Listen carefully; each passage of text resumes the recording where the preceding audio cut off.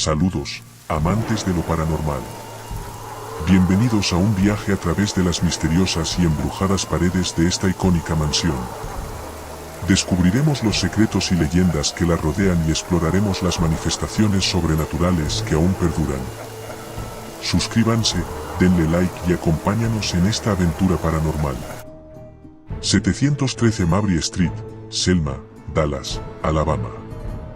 Conocido también como Watts Parkman Gilman Home, es una destacada estructura cuya construcción se inició en 1852 y finalizó en 1856.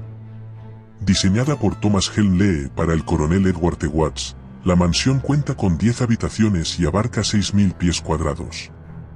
El coronel Watts y su familia residió en la casa hasta 1864.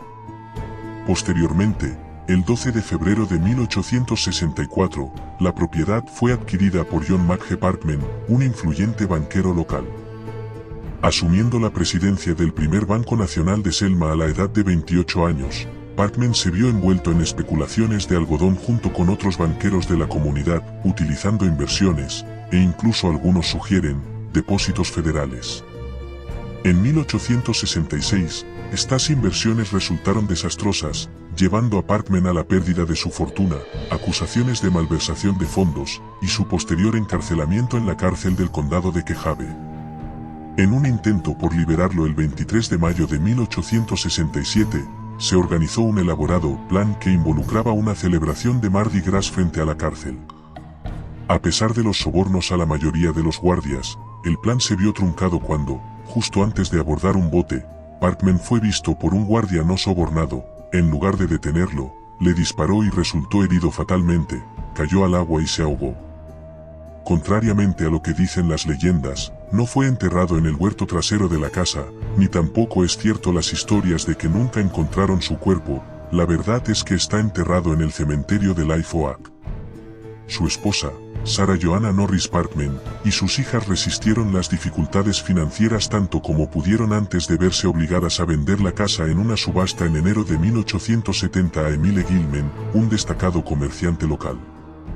La familia Gilman la poseyó hasta 1957, momento en el cual fue adquirida por la ciudad de Selma con fondos provenientes del patrimonio de Robert Daniel Sturdivant, con la condición de convertirla en un museo.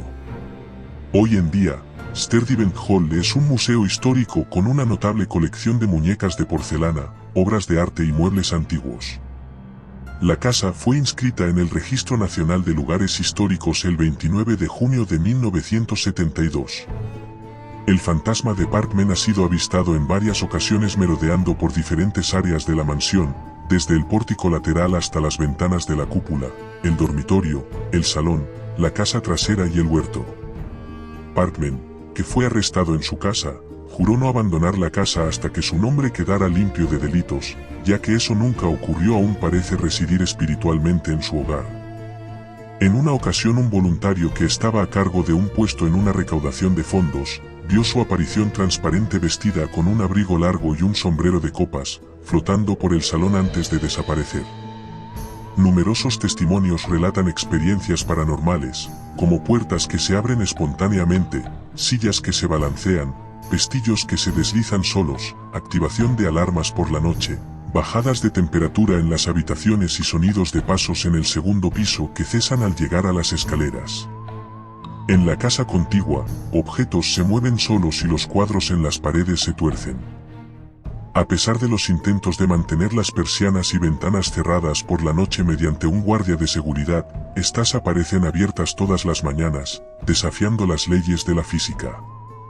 Además, se han documentado incidentes donde habitaciones que estaban cálidas repentinamente se tornaban gélidas durante las revisiones de seguridad, tanto por parte del personal como de otros testigos. Se han presenciado apariciones de dos niñas junto a una ventana en el piso superior, presumiblemente las hijas de Parkman, Marie y Emily. De esta misma ventana se ha visto salir humo, pero cuando llegan los bomberos, el humo se ha detenido sin dejar ningún rastro.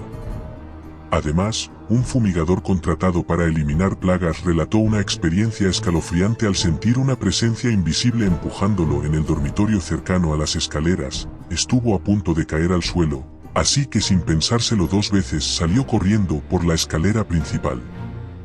Los espíritus que parecen habitar Sturdivant Hall muestran una interacción no tímida con los vivos, manifestándose de diversas maneras. El museo, con sus muebles de finales de 1800, se convierte en testigo de encuentros paranormales para visitantes, personal y docentes por igual.